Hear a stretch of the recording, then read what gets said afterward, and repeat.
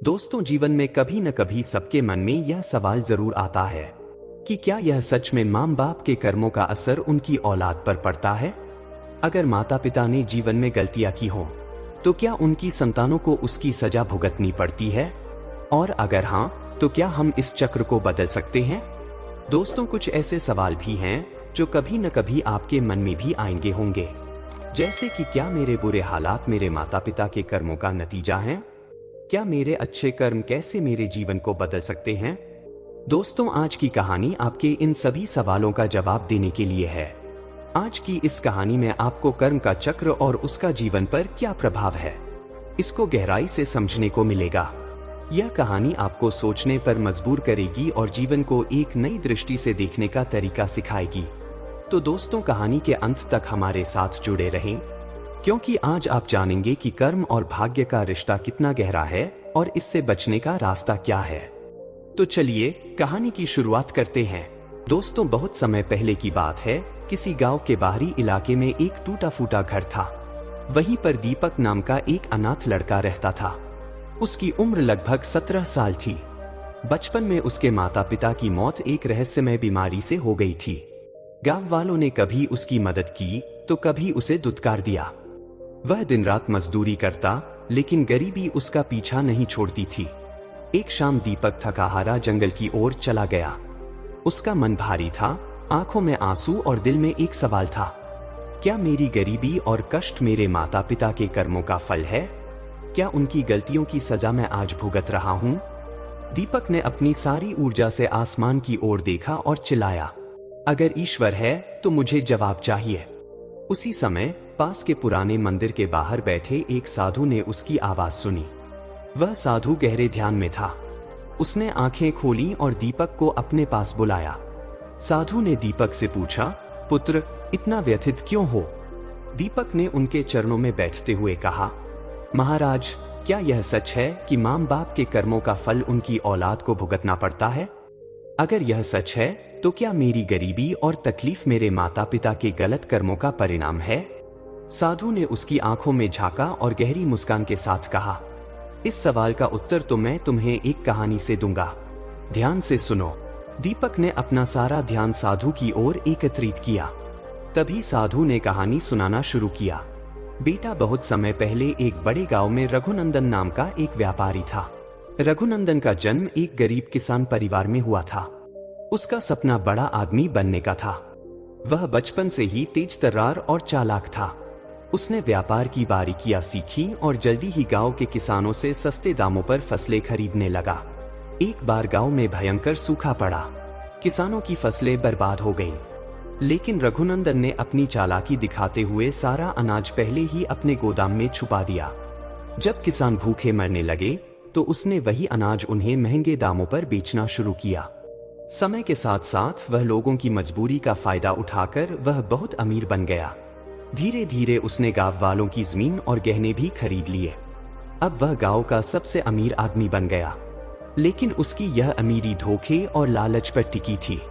दीपक कहानी को बहुत ध्यान से सुन रहा था। साधु ने आगे कहा, बेटा, रघुनंदन की एक ही संतान थी, उसका बेटा अमन। अमन रघुनंदन की जान था। वह उसे राजा की तरह रखता था। उसकी हर ख्वाहिश पूरी करता और उसे बड़े लाड प्यार से पालता। अमन के लिए बड़े बड़े शिक्षक बुलाए ताकि वह सबसे अच्छा ज्ञान हासिल कर सके। रघुनंदन उसके लिए हमेशा महंगे कपड़े और अच्छे खिलौने खरीदा करता था। लेकिन इस प्यार ने अमन को कमजोर और स्वार्थी बना दिया। वह मेहनत और संघर्ष के मूल्य को कभी नहीं समझ पाया। ऐसे ही कुछ समय बीता और अमन 15 साल का हो गया। लेकिन 15 साल का होने के बाद अचानक अमन को एक अजीब सी बीमारी ने घेर लिया। अब उसका शरीर दिन ब दिन कमजोर होता जा रहा था। साधु ने कहा, बेटा, अमन की हालत बहुत बिगड़ने लगी थी। रघुनंदन ने उसे ठीक करने के लिए हर संभव प्रयास किया। देश विदेश से नामी डॉक्टर बुलाए गए। उसके इलाज में रघुनंदन ने अपनी सारी संपत्ति खर्च कर दी। उसके गोदाम खाली हो गए, घर बिक गया, लेकिन अमन की बीमारी ठीक नहीं हुई। कुछ महीनों के बाद अमन की मृत्यु हो गई। रघुनंदन की पत्नी ने इस त्रासदी के लिए उसे दोषी ठहराया। उसने कहा, तुमने गांव वालों के साथ जो अन्याय किया, उनकी बद्दुआएं हमारे बेटे को लग गई। गुस्से और दुख के कारण उसकी पत्नी भी उसे छोड़कर चली गई। अब रघुनंदन पूरी तरह अकेला था। साधु ने कहा, बेटा। एक दिन रघुनंदन जंगल में घूम रहा था। वह भूखा और कमजोर हो गया था। उसी समय एक साधु ने उसको देखा और अपने पास बुलाया। साधु ने रघुनंदन से पूछा, कौन हो और क्यों इतने दुखी हो? रघुनंदन ने अपनी पूरी कहानी साधु को सुनाई। उसने कहा, मैंने सब कुछ खो दिया। मेरे बेटे की मौत ने मेरी दुनिया उजाड़ दी। मेरी पत्नी भी मुझे छोड़कर चली गई। अब मेरे पास कुछ नहीं बचा। साधु ने उसे समझाया, तुम्हारे बेटे की मौत तुम्हारे कर्मों का फल थी। तुमने दूसरों को धोखा दिया, उनकी मजबूरी का फायदा उठाया। उनकी बद्दुआओं का असर तुम्हारे परिवार पर पड़ा। कर्मों का चक्र कभी रुकता नहीं। जो बोओगे वही काटोगे। कहानी सुनाते हुए साधु ने दीपक की ओर देखा और कहा, पुत्र, यह कहानी तुम्हें क्या सिखाती है? दीपक ने कहा, मुझे समझ आ गया कि कर्मों का असर सिर्फ करने वाले पर नहीं, बल्कि उसके परिवार पर भी पड़ता है। लेकिन महाराज, अगर मेरे माता पिता ने गलतियां की तो मैं क्या करूं?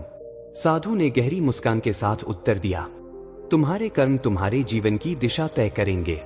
अपने माता पिता की गलतियों को सुधारने के लिए तुम्हें अच्छे कर्म करने होंगे। ईमानदारी, मेहनत और सेवा का मार्ग अपनाओ। याद रखो, कर्म का चक्र अटल है, लेकिन अच्छे कर्म से इसे बदला जा सकता है। दीपक ने साधु के चरण छुए और कहा, महाराज, अब मैं समझ गया कि मेरी गरीबी मेरी नियति नहीं है। मैं मेहनत करूंगा और अपने कर्मों से अपनी तकदीर बदलूंगा। उस दिन से दीपक ने अपना जीवन बदलने का प्रण लिया। साधु की बातें उसकी आत्मा में बस गईं। उसने सीखा कि अच्छे कर्म ही जीवन को सुख और शांति की ओर ले जाते हैं। तो दोस्तों, इस कहानी से हमें यह सीख मिलती है कि कर्म का चक्र कभी किसी को नहीं छोड़ता। जो बीज हम बोते हैं वही हमें काटने पड़ते हैं, चाहे अच्छे हों या बुरे। इसलिए अपने कर्मों को हमेशा शुद्ध और सही रखना चाहिए, क्योंकि उनका असर न सिर्फ हमारी बल्कि आने वाली पीढ़ियों की जिंदगी पर भी पड़ता है। अब आपकी बारी। क्या आपको यह कहानी पसंद आई? हमें कमेंट्स में जरूर बताएं कि आपने इस कहानी से क्या सीखा। अगर कहानी ने आपको कुछ सोचने पर मजबूर किया तो इसे लाइक करना न भूलें।